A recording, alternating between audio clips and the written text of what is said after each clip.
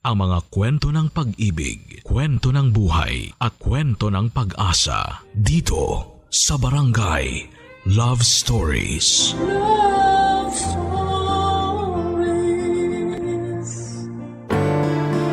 Handa ka bang akuin ang responsibilidad na hindi naman sa'yo?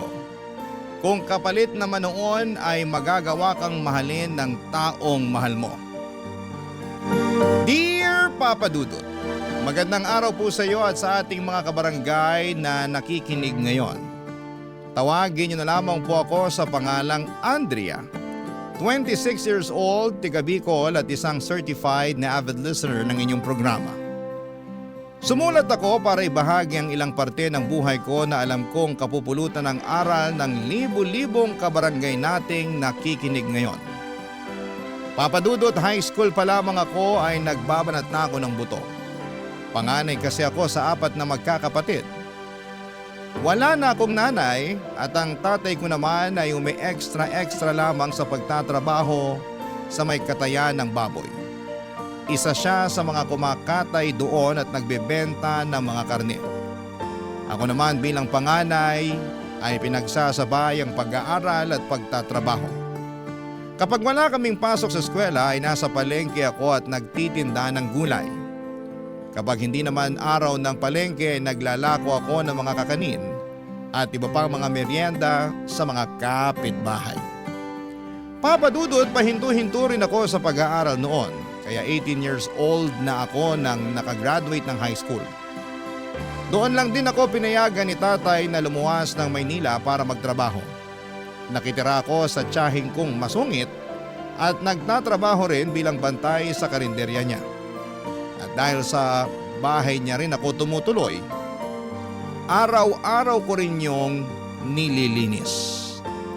Nakakapagod ang naging trabaho ko sa kanya pero napakaliit naman ng sweldo na ibinibigay niya sa akin.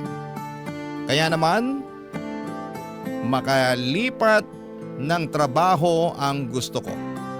Nangyari yon sa isang cafeteria na may malaking sweldo. At umupa na lamang ako ng isang maliit na kwarto na para sa sarili ko.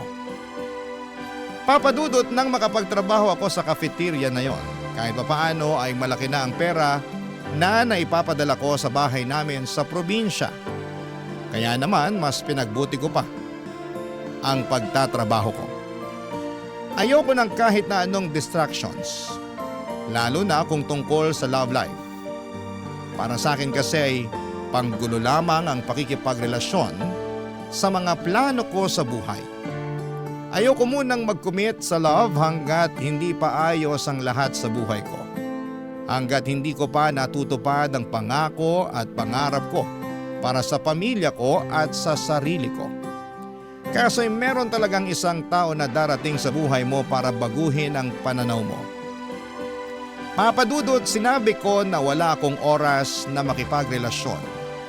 Pero hindi naman ang magka-crush dahil pagkalipas ng ilang taon kong pagtatrabaho sa cafeteria ay meron akong naging crush na regular customer namin.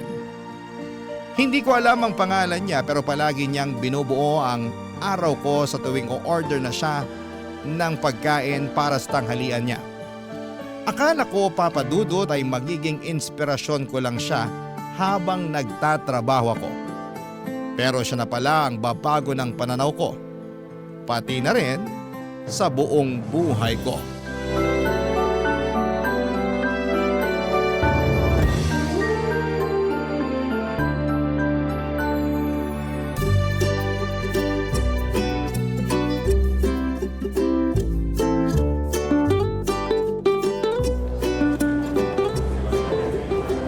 Ito na po yung sukli nyo. Ma'am, 350 po. Thank you po. Next po sa pila. Good morning, Miss Beautiful. Good morning din po, sir. Ano pong order nila? Ano bang bestseller niyo dito? Bestseller po? Oo. Bakit parang nagugulat ka sa tanong ko? Hindi ba halos lahat naman ng kainan may bestseller? Oo nga naman. Tama po kayo dun, sir. Sorry, nagtaka lang po ako kasi Halos araw-araw na po kayong kumakain dito tapos ngayon nyo lang tinanong ang bestseller namin. Ganun ba? Para kasing paulit-ulit na lang ang in-order ko eh. Kaya naisipan ko magtanong ngayon. Baka sakaling mas masarap ang maging kain ko kapag ikaw, Miss Beautiful, ang nagsuggest kung ano ang masarap na pagkain dito. Ano po? Yung combo 3 po, bestseller po namin yan. Okay. Bigyan mo ko ng isang order niyan. Eto ang bayad ko. And keep the change na rin, Miss Beautiful. Salamat. Dalhin ko na lang po sa table niyo, sir. Brian na lang. Brian na lang itawag mo sa akin. Sige, Miss Beautiful. Hintayin ko na lang sa table ko. Thank you. May pa keep the change pa? Piso lang naman yung sukli. Uy, grabe ka. Hindi mabubuo ang 1,000 kapag walang piso, no? Tsaka Bel, narinig mo yun? Tinawag niya akong Miss Beautiful. Grabe! Ang gwapo-gwapo niya talaga sa malapitan. Oo nga eh. At halatang gwapo ka talaga sa kanya. Oh, halos mapurit na kasi ang mukha mo sa sobrang laki ng ngiti mo. Naku, sigurado ako. Ramdam niya na may gusto ka sa kanya, kaya nagpapakyut yan sa'yo. Uy, nagpigil naman ako ng kilig ko. Gwapo niya lang talaga at ang sarap-sarap titigan ng mga mata niya. Ay, eto na naman po kami. Pasalamat ka at walang masyadong customer dito sa cafeteria. Kaya may time kayong maglandian dyan sa counter. Landian talaga? Ay, ano ba bang tawag mo doon sa mga titigan nyo kanina? Sayang nga, wala akong cellphone dito sa bulsa ko. Kasi alam mo, ang sarap niyong kuha ng video habang naglalandian. Ang lakas niyo maka-toothpaste commercial, girl! Eto naman, panhira talaga ng kilig moment to eh. Hindi ako naninira ng kilig moment mo, girl, ha? Gusto ko lang ipaalala sa'yo na Manileño yan at probinsyana ka. O ano naman ngayon? Siyempre, alam mo naman na naglipa na rito sa Maynila ang mga lalaki may masasamang budhi at hindi magandang intensyon sa inosenteng kagaya mo. Hindi ko naman nilalahat ha, pero mabuti na rin yung nag-iingat ka pa rin. Mukha namang mabait si Brian. Disente pang tingnan. Tsaka halatang may pinag-aralan. Ayan na naman tayo sa mabait mo na yan. Huwag lang talaga kitang makita-kita na umiiyak dahil sa lalaki na yan ha. Dahil kahit kailan, hindi ako nagkulang ng paalala sa'yo, girl. Papadudot nursing graduate si Brian at madalas siyang tumambay at kumain sa cafeteria namin para mag-review para sa board exams nila. Nalaman ko yon nang minsan kaming saglit na magkakwentuhan ulit habang umu-order siya ng pagkain. At kapag hindi siya kumakain o nagre-review ay madalas niya akong kulitin sa counter, lalo na kapag walang customer. Yung pangungulit na may halong pagpapakyut kumbaga. Nakipag-close siya sa akin at nagpahiwatig na gusto niya akong ligawan. Pero dinidedma ko lamang siya, papadudot. Ayoko pa kasi talagang mag-boyfriend ng mga panahong yon. At sinabi ko sa kanya ang tungkol doon na priority ko ang pagtatrabaho para makapagpadala ng pera sa pamilya ko sa probinsya. Wala naman daw problema sa kanya at naiintindihan niya ang sitwasyon. Okay lang din daw sa kanya na magkaibigan muna kami, at least mas makikilala namin ang isa't isa. Papadudod sa kabila ng mga paalala sa akin ng kaibigan kong si Mel, ay hinayaan ko pa rin ang sarili ko na mapalapit kay Brian. Hindi ko naman kasi talaga ma-deny na malaki ang pagkakagusto ko sa kanya nung una pa lamang. Lalo na ngayon na gumagawa siya ng paraan para mapalapit sa akin. Kaya hindi ko na rin talaga napigilan ang sarili ko na tuluyan ang mahulog sa kanya. Lalo na at si Brian ang palaging nandyan para sa akin.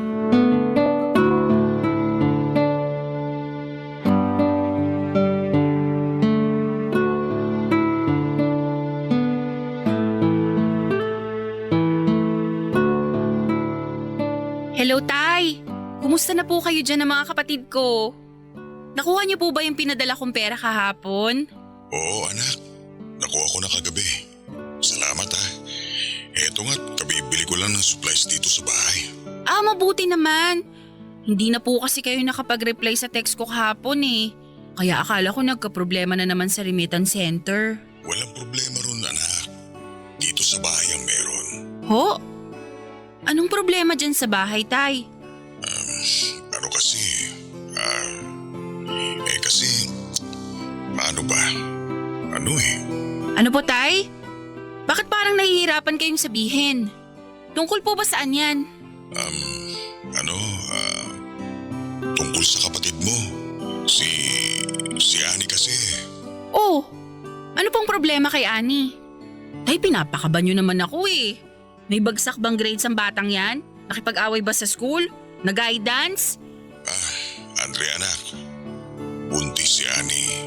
Buntis yung kapatid mo. Ano po? Tay, pakiulit nga. Tama ba yung narinig ko? Oo, tama lahat ng narinig mo. Magtatatlong buwan ang buntis ang kapatid mo. Umamin siya sa akin kagabi. Yun ang dahilan bakit hindi kagad ako nakapag-reply sa'yo. Hindi ako mapakali. Hindi rin ako nakatulog kaiisip kung paano sasabihin sa'yo. Ano ba naman yan, Tay? Ano po ba kasing nangyari? Paano nabuntis? Eh di ba kabilin-bilinan ko sa kanya na wala mo ng boyfriend? Ay, nandyan ba yung si Annie, Tay? Pakausap nga po ako. Nakapanggigil talaga yung batang yan eh. Wala siya dito anak. Nasa bahay ng lola mo. Saka, huwag mo na rin siguro pagalitan. Nag-usap na kami kahapon. Magdamagdangang nag-iiyak ang kapatid mo. Tay, wala po akong pakialam kahit maghapon pa siyang mag-iiyak ulit. Basta pag uwi niya mamaya, sabihin niyo na tumawag ka agad siya sa akin. Ngayon na nga lang po ako nakapagpahinga sa trabaho. Tapos ganitong balita pang sasalubong sa akin. Kasira talaga ng araw yang si Annie, oh. Sige, mamaya. Patatawagin ko agad siya sa'yo kapag nakauwi na siya dito. Grabe naman po kasi, Tay. First year college pa lang siya tapos natuto ng lumandi. Swerte nga po siya, nakatungtong siya ng college eh. Eh ako po, halos magkandakuba na ako kakatrabaho para lang mapag-aral siya. Kasi ang pangako niya, magtatapos siya at tutulungan niya tayo. Nagsisisi naman yung kapatid mo sa nangyari. Pero sinabi ko nga sa kanya na wala na tayong magagawa pa dahil nakabuo na sila ng boyfriend niya. Mabuti na lang at handa rin siyang panagutan ng lalaki. Eh mabuti na lang po talaga. Kasi kung hindi, ako mismo magpapalaya sa kanya dyan sa bahay natin. Sige na po, Tay. Bababa ako na tong tawag. Sobra na po talaga akong na-stress eh. Text nyo na lang po ako kapag nakauwi si Annie para ako na lang pong tatawag dyan sa inyo. O sige anak, mag-iingat ka dyan ha. Salamat po, Tay. Kayo din po. Bye. Nakakainis naman talaga, oh. Yan ang landi-landi kasi. Hi Andrea, kanina ka pa ba? Sorry kung ngayon lang… Teka, okay ka lang ba? Bakit parang namumula yung mukha mo sa galit? Pwede nga lang sumabog na ako sa galit baka sakaling gumaan pa yung pakiramdam ko. Ay, o sige. Sabihin mo sa akin kung ano man yung problema mo. Baka sakaling mabawasan ang bigat na nararamdaman mo. Wag na. Pasensya ka na, Brian, ha? Baka masira ako pa yung araw mo kapag kunwento ko sa iyo yung nangyari. Ano ka ba? Makita pa lang kita, buo na ang araw ko. Kaya sabihin mo na sa akin kung ano man yung gumugulo sa isipan mo. Saka sinabi ko naman sa'yo, di ba? Makikinig ako sa kahit na anong problema mo. Tutulungan kita hanggat kaya ko. Dahil ayoko nakikitang nalulungkot ka o nahihirapan. Alam mo naman kung bakit, di ba? Kasi espesyal ka para sa akin, Andrea.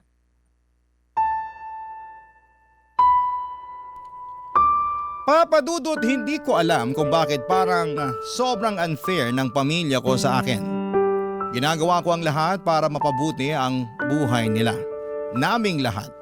Kaya nga hindi na ako nagpumilit pa na tumuloy sa pag-aaral ko sa college at lumuwas na lamang ng Maynila para magtrabaho.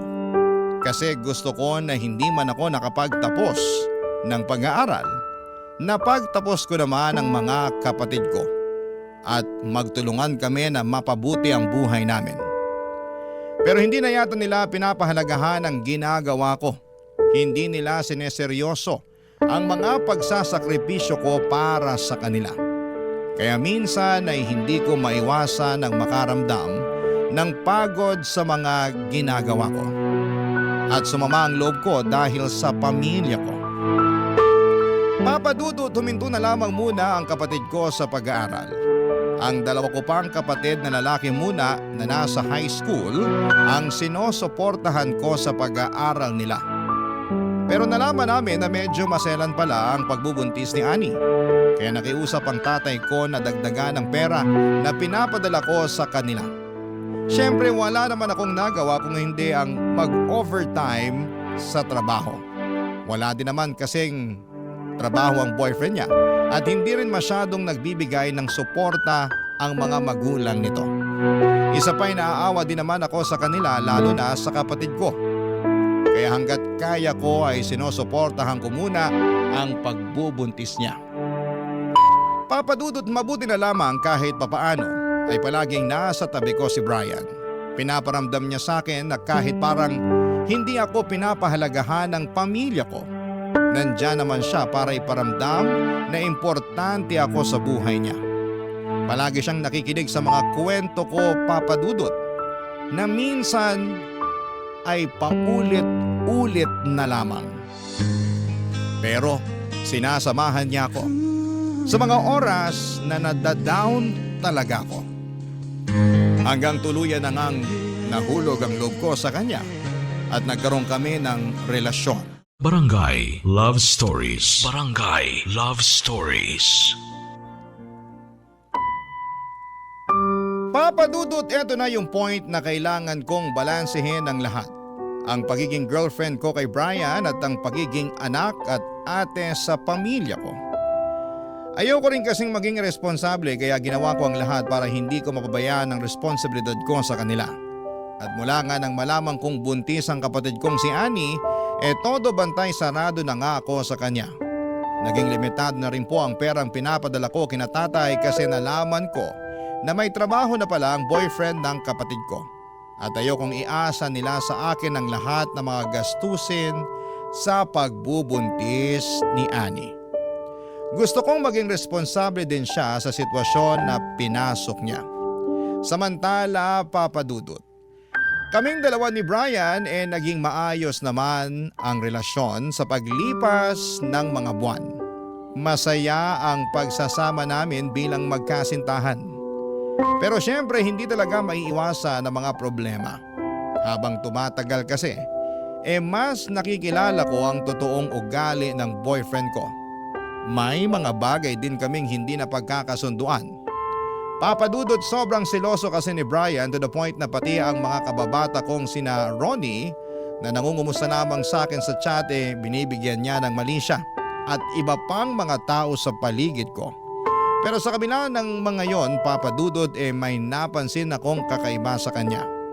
Para kasing may mga nililihim siya sa akin. Yung tipong seloso siya pero parang siya pa yung mas may tendency na gumawa ng kalokohan.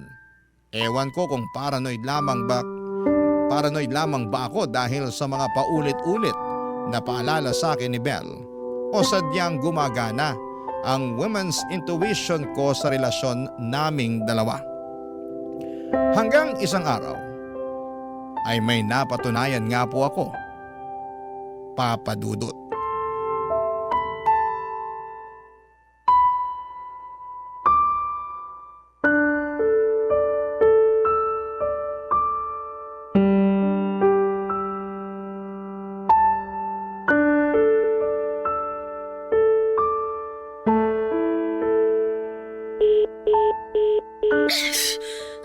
Nananadya talaga tong si Brian, oh.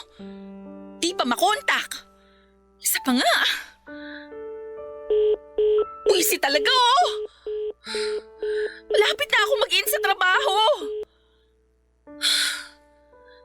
Teka, nandiyan na yata si Belle. Belle, halika muna dito. O bakit? Jujuti na tayo, ha? Halika muna saglit. May sasabihin lang ako sa'yo. Ayan, dito na lang. Wala naman sigurong makakarinig sa atin dito. Aba girl, ano bang meron, ha? Bakit kailangan dito pa tayo sa stockroom mag-usap? Krimen ba yan? Belle, may problema ako. Nilapitan kita kaagad kasi hindi ko na talaga alam kung anong gagawin ko. Ah, ganito, bale, mahigit 1 buwan na kasi akong di tinatatnan. Hala? O tapos? Tapos syempre, hindi na ako mapakali. Araw-araw na akong kinakabahan, kaya ayun, nag-PT ako. Nag-pregnancy test ka? Oh, anong resulta? Uy, Andrea, ano? Positive o negative? Ito, Ano ba yan, Andrea? Seryoso ba yan? Buntis ka talaga? ito yung sabi eh. Pangatlong try ko na nga to. 2 linya pa rin yung lumalabas. Ano ko ba naman, girl?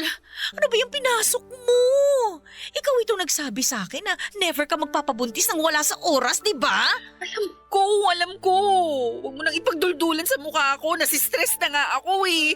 Salita ka kasi ng salita ng tapos eh. Ayan tuloy. Ano na lang ang sasabihin ng pamilya mo niyan? Tsaka girl, nasabi mo na ba kay Brian yan? Hindi pa nga eh. Kasi nga may iba pa kaming problemang inaayos. Alam mo naman na ilang linggo na kaming nagkakalabuan, di ba? Sabi niya busy lang siya sa pagre-review niya. Pero parang hindi naman. Saka ayokong pagsabay-sabayin lahat. Lalo lang kaming magkagulo. Tapos ilang araw ko na rin siyang hindi makontak. Ano? Andrea, yan ang nga ba yung sinasabi ko sa'yo eh. Bel, paano na to? Ay nako, pati tuloy ako nai-stress sa'yo. Ang pinakamabuting gawin mo ngayon, ha? Huwag mong tigilan ang katatawag dyan sa Brian na yan. Ipaalam mo sa kanya ang sitwasyon mo. Kaya magalit siya o ano, ang mahalaga, malaman niya. Aba, cargo niya yan ano? Paano nga kung hindi na siya magpakita? Yan ang ipagdasal mo na wag naman sana mangyari. Kasi Andrea, napakalaking responsibilidad ng ipinagbubuntis mo. Alam mo yan. Kung bakit naman kasi hindi ka nakinig sa akin eh. Dapat nung una pa lang, iniwasan mo na talaga ang Brian na yan eh. E di sana wala kang ganyang problema ngayon. Papadudot, akala ko talaga dati ay sa mga pelikula lamang nangyayari ang mga ganong klase ng senaryo. Yung luluwas ng Maynila ang isang probinsyanang babae, makakakilala ng gwapong Manileño, mabubuntis at pagkatapos ay hindi na magpapakita o magpaparamdam pa sa kanya kahit kailan. Nakakatuwa na nakakagalit kasi parang nananadyang kapalaran. Para bang may boses sa loob ko na nagsasabing yan kasi nagpaloko ka. Yan kasi mahilig kang magsalita ng tapos. Papadudod, hindi ko na nga muli pang nakontak o nakita si Brian pagkatapos kong makatanggap ng isang text mula sa kanya na nakikipaghiwalay na siya sa akin. Walang kahit na anong paliwanag kung bakit kahit sinabi ko sa kanya na buntis ako at siya ang ama. At hindi na nga siya muli pang nagparamdam sa akin. Papadudot, walang gabi na hindi ako umiiyak ng dahil doon. Palagi kong pinagdarasal na sana ay muling magpakita si Brian sa akin. Para sana may pagkakataon pang magkaayos kami kahit na alang-alang man lang sa bata. Pero walang nangyaring ganon, Papadudot. Kasi hindi na talaga ako binalikan pa ni Brian. Papadudot, lumipas ang ilang linggo, inilihim ko sa pamilya ko at sa ibang mga nakakakilala sa akin ang pagbubuntis ko.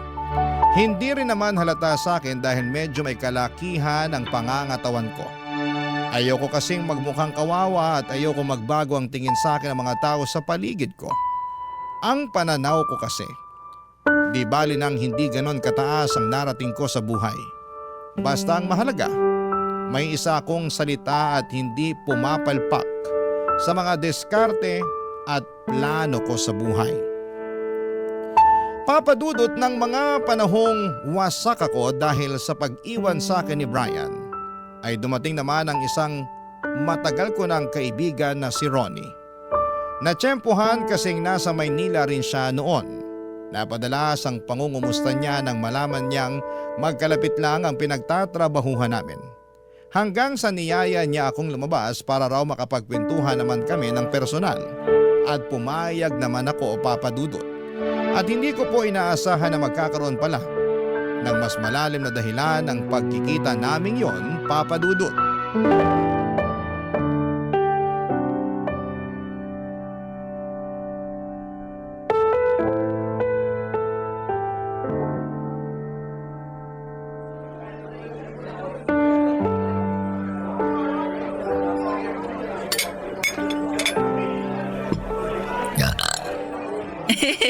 Sorry.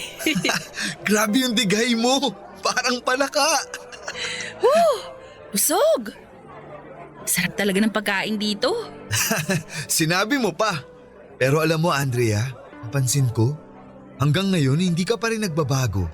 Ang lakas mo pa rin kumain. Pero di ka naman tumataba. Ikaw din, hindi ka pa rin nagbabago. Bully ka pa rin. At pogi pa rin, di ba? Kaya nga crush mo pa rin ako hanggang ngayon eh. Yak! Ang sabihin mo, pilingero ka pa rin hanggang ngayon. Ikaw kaya yung matagal nang may crush sa akin. Binasted lang kita noon kaya nagtampo ka pa kunwari. Aray ko naman. Pinaalala pa talaga. Pero at least, di ba? Alam mong matagal na ako may feeling sa'yo. Saka malay mo, ito na pala yung chance natin para magkatuluyan tayong dalawa. Kaya mo pala ako niyayang lumabas. Kasi papasadahan mo ko ng mga hugot at banat mong ganyan.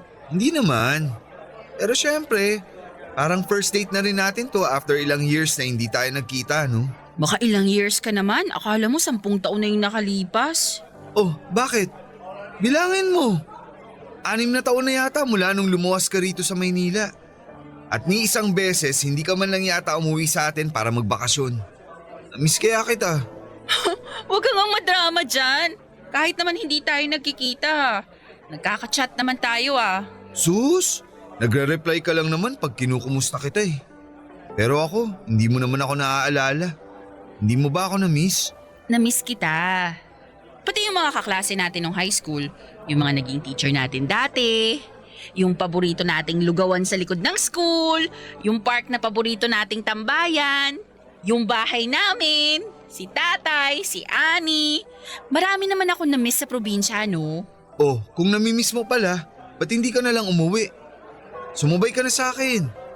Total, nag-resign na ako sa pinagtatrabahuan ko. Doon na lang tayo sa Bicol maghanap ng trabaho. Pareho lang naman eh. Baliw, hindi ganun kadali yun, no?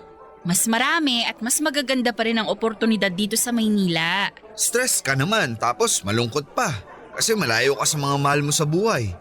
Saka hindi lahat ng tao dito sa Maynila mapagkakatiwalaan. Kung walang permanente sa mundo, mas lalong walang permanente dito. Oh, ba't natahimik ka yata? Wala lang. Parang bigla ka rin kasing naging seryoso eh. Kanina patawa-tawa lang tayo. Tapos biglang palalim na ng palalim yung topic. Ano ka ba? Matagal na akong seryoso sa'yo. Ikaw lang naman ang hindi. Lagi mo nga napaglalaruan yung nararamdaman ko para sa'yo eh. Alam mo, naguguluhan na talaga ako sa'yo. Minsan hindi ko na alam kung nagbibiro ka pa ba, nangaasar, nagpapatawa. O sige, lilinawin ko na ngayon. Andrea, mahal kita. Matagal na. At sa sobrang tagal ng pagpapahintay at pagpapaasa mo sa akin, lalo ko lang napatunayan sa sarili ko na ikaw pa rin talaga yung laman ng puso ko. Kasi sa tinagal-tagal ng panahon, sa dami ng nakilala kong babae, hindi pa rin kita makalimutan. Kaya sana this time, tanggapin mo na yung pagmamahal ko sa'yo. Papadudot dahil sa sinabing yon ni Ronnie ay para akong biglang nakakita ng liwanag mula sa dumidilim kong mundo. Yung tipo na biglang nagkaroon ng kasagutan ng mga tanong at problema ko sa buhay. Kaya ng araw ding yon ay sinagot ko na kaagad si Ronnie at naging kami na nga. Nagsimula na rin akong magplano para sa aming tatlo ni Ronnie at nang ipinagbubuntis ko. Oo, plano ko na si Ronnie na ang pasasagutin ko sa responsibilidad na iniwan ni Brian sa akin. Mahal ako ni Ronnie at alam ko na kapag nalaman niya ang tungkol sa ipinagbubuntis ko ay matatanggap niya ito. Kahit ang totoo, Papadudot, hindi pa ako sigurado sa nararamdaman ko para sa kanya. Basang mahalaga sa akin ay ang kapakanan ko at ang magiging anak ko. At hindi ako uuwi sa aming probinsya na isang disgrasyada. Hindi ako pagchichismisan ng mga kapitbahay namin at kamag-anak. Papadudod sa puntong ito, alam kong maraming kabarangay ang maiinis sa akin. Pero ano bang magagawa ko? Yon ang totoo. Ang solusyon na ang lumalapit para sa problema ko. Tatanggihan ko pa ba? Papa Dudut, matagal na rin namang kaming magkaibigan ni Ronnie at matagal na rin siyang nanliligaw sa akin. Kilalang kilala ko na siya. Mabuti siyang tao at alam kong tapat siya sa mga pangakong bibitawan niya sa akin. Pakiramdam ko ay ligtas ako pagkasama ko siya. Mali ko lang talaga na hindi ko siya binigyan ng pagkakataon dati. At sana wag niyong isipin na ginagamit ko lamang si Ronnie. Oo, kailangan namin siya ng anak ko. Pero bukod doon, ay hindi naman siya mahirap mahalin. Kaya nga hindi na ako nagpakipot pa. Tinanggap ko, Papa Dudut, ng buong buo ang kapalarang naghihintay sa akin.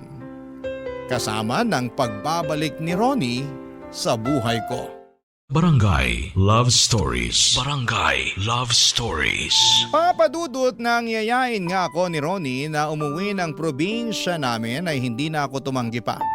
Nag-resign na rin po ako sa cafeteria at sinabi nila sa akin na pwede pa rin daw akong bumalik kapag naisipan ko. Dahil naging mabuting trabahador naman daw ako sa kanila. Papa Dudut, bago kami umuwi sa Bicol ni Ronnie ay sinabi ko sa kanya na gusto ko nang lumagay sa tahimik na buhay. Gusto ko nang magpakasal kami at bumuo ng pamilya. At nang sinabi ko yon sa kanya ay nakita ko na talagang nagulat siya. Alam niya kasi kung gaano ako kaseryoso sa pagtatrabaho para sa pamilya ko. Tapos ay bigla akong magyayayang magpakasal. Pero dahil mahal niya ako ay sinang-ayunan niya rin ang gusto kong mangyari. Kaya nang umuwi nga kami ng probinsya ay sinabi na rin namin kina tatay na magpapakasal na kami ni Ronnie. Pati sila ay nagulat din, Papa Dudut. Pero dahil nangako naman ako na hindi ako hihinto sa pagbibigay ng suporta financially sa bahay, hindi na rin sila nakatanggi pa. Si Ronnie naman ay naghanap ng trabaho sa probinsya namin. Hindi pa kami nagsasama pero madalas siya sa bahay namin. At ang usapan namin sa oras na makasal kami ay sa bahay muna namin kami titira. Nagbukas din kasi ako ng munting tindahan para may pinagkakakitaan ako. Papa Dudut, kahit papaano ay nabawasan talaga ang bigat na nararamdaman ko dahil sa problema ko. Sabi na nga ba at mahal na mahal ako ni Ronnie. Kaya papayag siya sa lahat ng mga plano ko. Kaya lang syempre bago mangyari ang lahat ng yon ay kailangan ko pa rin ipaalam sa kanya ang tungkol sa pagbubuntis ko. At yon ang isa sa mga problema ko na hindi ko alam kung papaano ko lulusutan.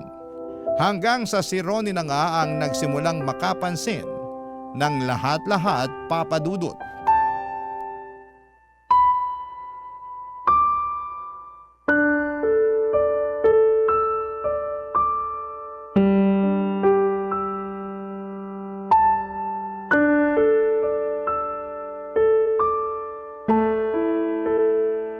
Andrea, alam mo, may napapansin ako sa'yo nitong mga nakaraang araw. Parang masyado yatang maluluwag ang sinusuot mong mga damit. Ha? Ano kasi? Medyo mainit na kasi yung panahon ngayon kaya eto, yung maluluwag lang ang naiisipan kong isuot para presko. Mainit ang panahon o may gusto ka lang itago? Andrea, may gusto ka bang sabihin sa akin? Bakit parang ang seryoso mo naman, Ronnie? Ay, buntis ka ba? Ha? Andrea, gusto kong malaman ang totoo mula sa'yo. Matagal ko nang napapansin na iba na ang paglaki ng katawan mo. Pati na ang mga kilos mo. Ngayon, ulitin ko ang tanong ko. Buntis ka ba? Ronnie? Sorry. Ay, so tama nga ang mga hinala ko. Galit ka ba? Sorry talaga. Matagal ko na talagang gustong sabihin sa'yo. Pero hindi ko alam kung paano ko sisimulan eh. Hindi ako galit, pero ang totoo, medyo nakakagulat na nakakasama ng loob. Kasi pakiramdam ko, wala kang tiwala sa akin. Andrea naman, Bakit kailangan mo magsinungaling at itago sa akin to? Kasi nga natatakot ako. Natatakot ako na pag nalaman mong buntis na ako sa ibang lalaki, baka magbago yung tingin mo sa akin. Baka iwan mo ko. Alam mo namang hindi ko gagawin sa'yo yun, di ba? Mahal kita eh. Sinabi ko na sa'yo dati pa. Lahat gagawin ko para mapasaya ka lang. Naibigay lang sa'yo yung buhay na gusto mo. Basta magpakatotoo ka lang sa akin. Yun lang naman ang hinihingi ko eh. Sasabihin ko rin naman sa'yo talaga lahat. Hindi ko lang din talaga alam kung paano. Siguro, nahihiya rin ako. Kilala mo naman ako, di ba? Mataas yung pride ko. Ayokong napag-uusapan ng ibang tao. Ayokong isipin nila na hindi na nga ako nagtapos ng pag-aaral. Tapos naging disgrasyada pa ako. Nalalaki yung anak ko na walang kinikilalang ama. Kaya kinailangan mo ako, ganun? Kaya tinanggap mo ako kasi alam mong sobrang laki ng pagmamahal ko sa'yo at pwede kong akuin yung pagiging ama ng batang dinadala mo. Tama ba? Ronnie, sorry talaga. Alam ko nasaktan kita dahil nagsinungaling ako. Pero gusto kong malaman mo na hindi kita sinagot dahil lang sa kailangan kita. Kinailangan kita kasi mahal kita. At ayoko nang mawala ka sa akin. Please, wag ka nang magalit. Sana mapatawad mo ako. Patawarin mo na ako. I'm sorry. Sorry talaga. Tana, huwag ka nang umiyak. Hindi ako galit sa'yo, okay? Medyo sumama lang talaga yung loob ko sa nagawa mo. Pero hindi ibig sabihin nun, mababawasan na yung pagmamahal ko sa'yo. Ronnie, huwag mo akong iiwan ha. Hindi ko kakayanin pag nawala ka pa sa akin. Mahal na mahal kita. Mas mahal kita, Andrea. Pangako, hindi ako aalis sa tabi mo. Aalagaan kita at ang magiging anak natin.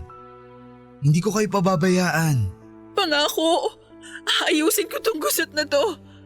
Paghanda na ako at okay na ang lahat, aaminin ko rin kina tatay ang totoo. Basta ngayon, kailangan kita sa tabi ko.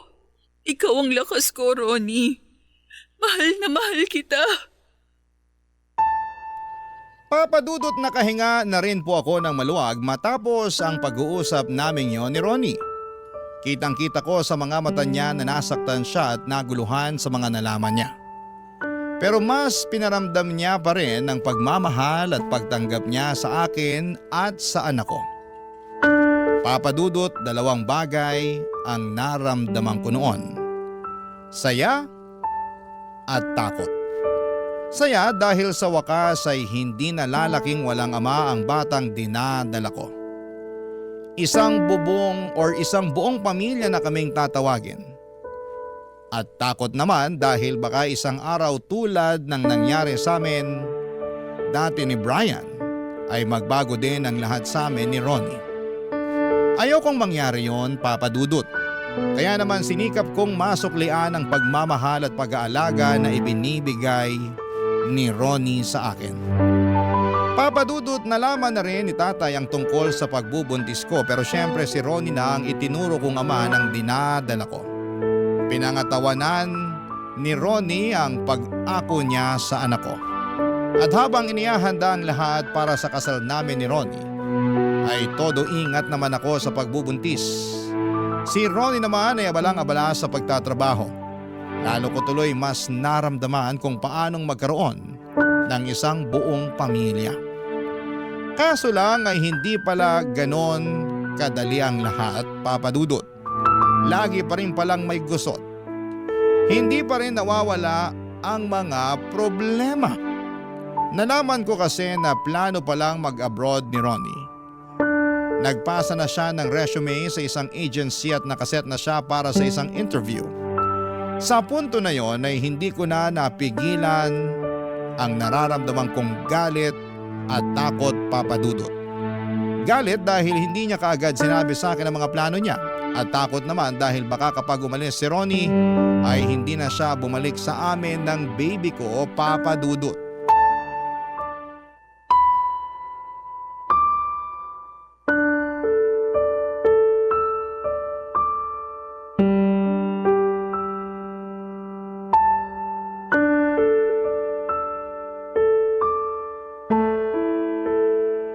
Ano ba kasing ikinagagalit mo? Gusto ko lang naman gawin yung sa tingin kong tama at mas makakabuti para sa magiging pamilya natin. Tingnan mo nga oh, wala tayong sariling bahay. Maliit lang kinikita ko sa trabaho. Bubuo na tayo ng sarili nating pamilya. Kaya kailangan na natin ng mas malaking mapagkakakitaan. Ayun na nga eh. Bubuo na nga lang tayo ng sariling pamilya, tapos nagiging makasarili ka pa. Sa ginagawa kong to, ako pa talaga ang nagiging makasarili? Inako ko na nga yung pinagbubuntis mo eh. Kahit hindi naman talaga ako ang ama niyan. Tapos isusumbat mo sa akin ngayon na makasarili ako? Ang unfair mo naman, Andrea. Ba't ka naman ganyan? So ano? Nagsisisi ka na? Pinagsisisihan mo yung isang bagay na tinanggap mo naman? Ano? Pabida lang ba yung ginawa mo dati? Nagpapakabayani ka lang kaya inako mo tong baby ko? Nagpapakabayani? Saan naman galing yan? Andrea, hindi ako nagsisisi. Ayoko lang na parang pinapalabas mo na wala akong kwenta. Na wala akong ibang inisip kundi sarili ko lang. Eh paano ko hindi iisipin yon, Aber? Nagwakwentahan na eh. Ikaw yung naunang banggitin yung pag-ako mo sa anak ko. Siyempre ano na lang ang mararamdaman ko, di ba? Di mo kasi ako naiintindihan eh. Ako muna kasi ang intindihin mo. Huwag yung puro ikaw. Isipin mo muna tong sitwasyon natin bago mo pairalin ang init ng ulo mo at pagtaasan ako ng boses dito. Ano ba nangyayari dito? Sa labas pa lang ng bahay, rinig ko na yung sigawan yung dalawa. Hindi ba kayo pwede mag-usap ng masinsinan? Pasensya na po, Tay. O Andrea, ba't nananahimik ka? Baka may gusto ka sabihin ngayon. Wala po, Tay. Pasok na ako sa kwarto, magpapahinga na ako. Tama ba yung narinig ko kanina? Totoo bang hindi si Ronnie ang ama ng dinadala mo? Tinatanong kita, Andrea! Andrea, sabihin mo na kasi. Para matapos na rin tong pagtatago natin. Okay, sige. Sasabihin ko na ang lahat. Tama po yung narinig niyo, Tay. Hindi si Ronnie ang ama ng anak ko. Pinalabas ko lang na siya kasi ayokong mapahiya sa inyo at sa mga kamag-anak natin. Kasi, di ba ako yung ma-pride?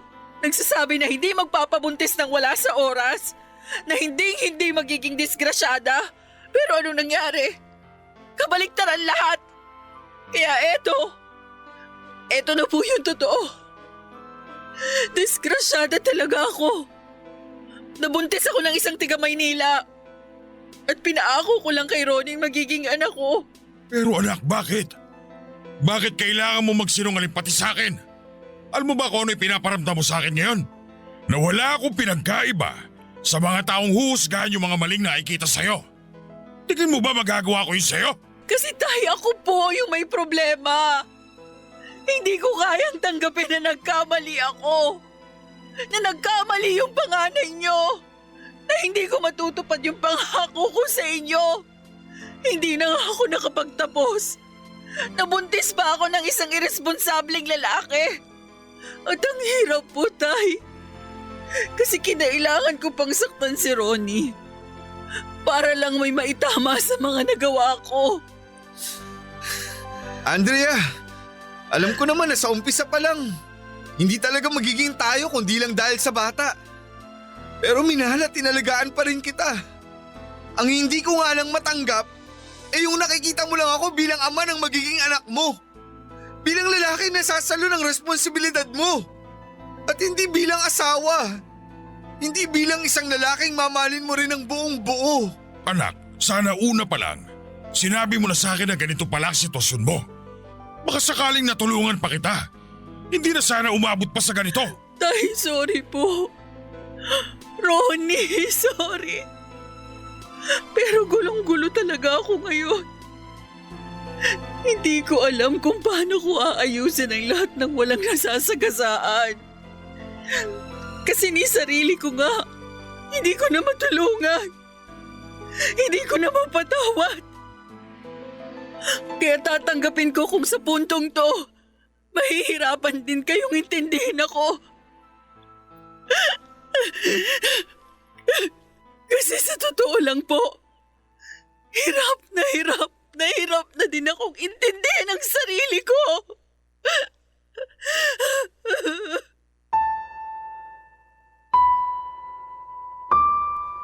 Papadudot ang sabi nila kapag nagsabi ka na ng katotohanan. At kapag natuldo ka na ang pagsisinungaling mo, gagaan na ang pakiramdam mo. Pero bakit sa akin ay parang kabaligtaran? Kasi noong gabi na nasabi ko na kay tatay ang tungkol sa totoong ama ng ipinagbubuntis ko, parang literal na bumagsak sa akin ang kalangitan. Yun ang isa sa mga pinakamabigat na eksena sa buhay ko, Papa Dudut. Doon ko kasi na-realize na ang selfish ko pala. Sa kagustuhan ko ng maging isang role model sa mga tao sa paligid ko. Niloko ko hindi lang ang pamilya ko, kundi pati na rin ang sarili ko. Sa takot kong mapahiya sa mundo, nasaktan ko ang natatanging lalaking tinanggap ang buong pagkatao ko. At ang nakakapanghina pa doon, yung maiisip mong parang kahapon lang ay ang saya-saya mo. Parang kahapon lang ay okay na ang lahat at konti na lamang ay parang kumpleto na ang buhay mo, tapos ngayon ay biglang binawi na ng pagkakataon ang lahat. Papadudod sa ngayon ay mag-isa na muna akong nakikipagsapalaran at inaayos ang lahat ng problema na meron ako. Mas pinili ko na munang ayusin ang sarili ko kaya lumuwas ulit ako ng Maynila at nagtrabaho. Nakapanganak na ako at mag-iisang taon na rin ang munti kong anghel. Siya rin muna sa ngayon ang nag-iisang pinaguhugutan ko ng lakas at inspirasyon para magpatuloy sa buhay. Pero syempre nandyan pa rin si tatay na umaalalay din sa akin sa kabila ng lahat ng mga nangyari at pagsisinungaling ko sa kanya. Tungkol naman po kay Ronnie, hindi pa kami nagkakaayos pagkatapos ng huling pag-uusap naming yon, Papa Dudut.